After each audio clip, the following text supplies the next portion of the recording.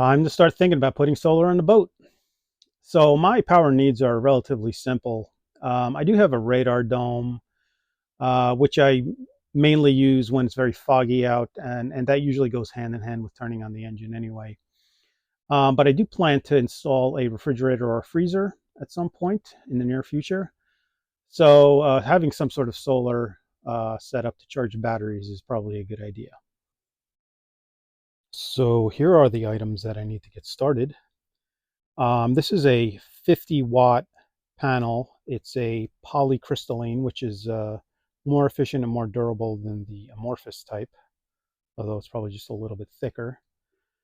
I do plan on adding to this at some point. The 50-watt actually fits very well here on the railing of the pulpit, but I probably could even use a higher wattage, maybe even go up to 100, as well as adding to the putting it on top of the Dodger or the Bimini that I'm going to make. With that, I have some cables. These are 10 gauge and they're tinned. They're about 15 feet long. See how much I need. And then you could conceivably attach the panel to the battery directly, but that's never a good idea. You really need a charge controller to keep from overcharging. So this particular charge controller is Renogy. The panel itself is actually some name I never heard of, HQST, but it turns out it's actually made by Renogy, so same thing. This is a 10 amp charge controller. It's actually a little over 10 amps, and this is a 2.5, so I could easily fit some more on there. And then for mounting, I have these rail mounts and a 2-inch wide piece of aluminum that I will screw to the panel and then mount or screw these on to mount them to the rail. Also need a cable clamp, some small bits of wire and terminal ends to go from the charge controller to the battery switch, and lastly a few aluminum rivets and a rivet gun.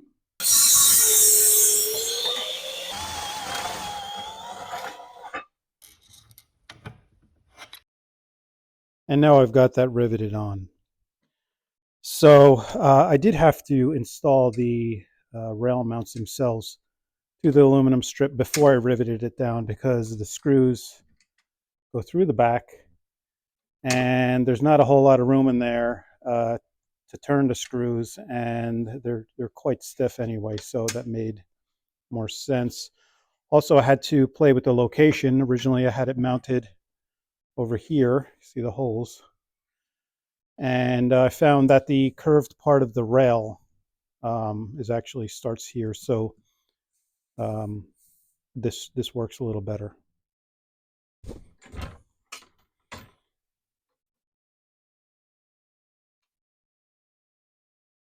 And now fully mounted. So I did have to leave room for this Bimini hardware. There's the curved part of the rail, starts about here. And the boat shed roof here kind of interferes with me putting this in a horizontal position, and I want to do that to see how stable it is without a prop rod. Therefore, I've mounted it on the port side where it will clear the ceiling of the boat shed. So there's a little bit of flexibility in those aluminum strips that I use for mounting, but that's no big deal. But it is quite firm otherwise. I have to really push it for it to go down.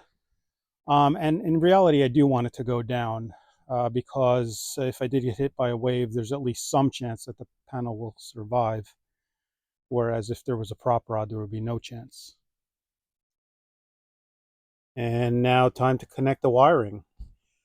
So the cables connect to the panel's wiring with these plugs, which are on the cables themselves also, at least on one side.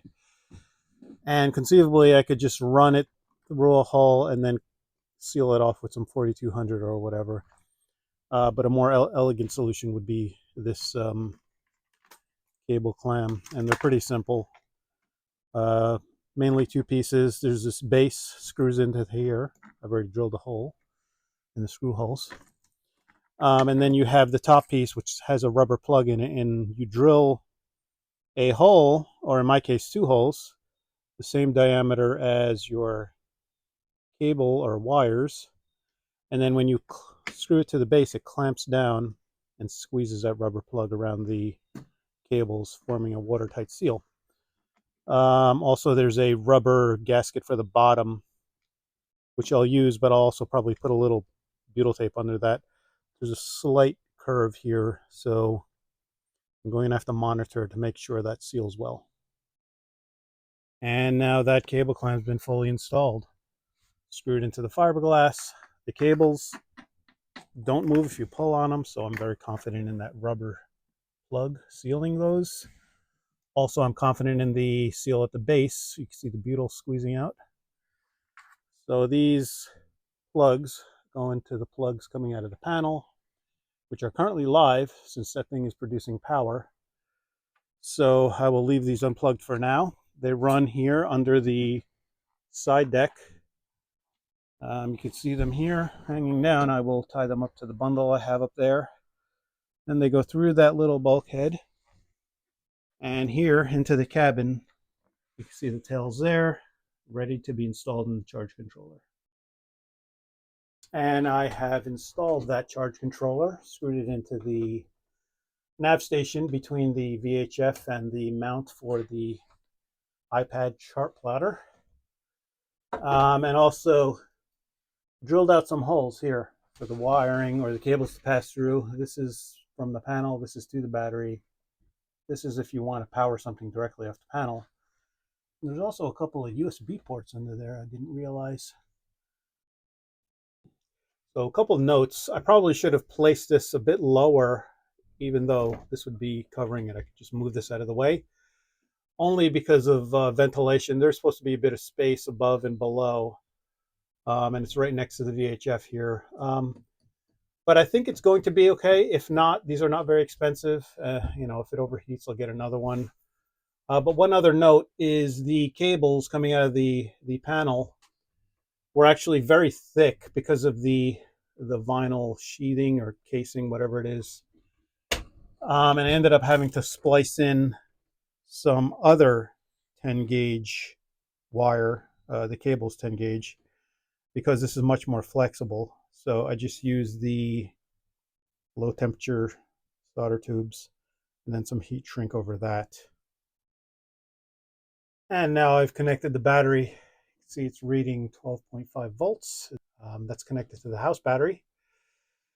So these two wires, and come out the back, I have the ground going to the grounding bus here. And the battery wire is actually coming from the house battery, which is what will always be getting the charge. I can always switch the battery switch to both to top off both of them. For the final connection, I'm going to cover the panel so it's not generating any power, and then just clip these two plugs together. And that's connected. And here at the charge controller, I am getting 13.1 volts. So mind you, it is actually raining and overcast outside.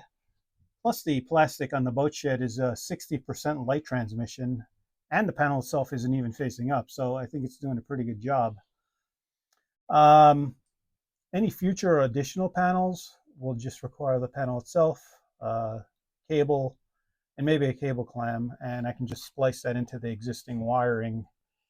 Everything will run off of the same charge controller. So I am going to call this a success, and I will list out all of the costs.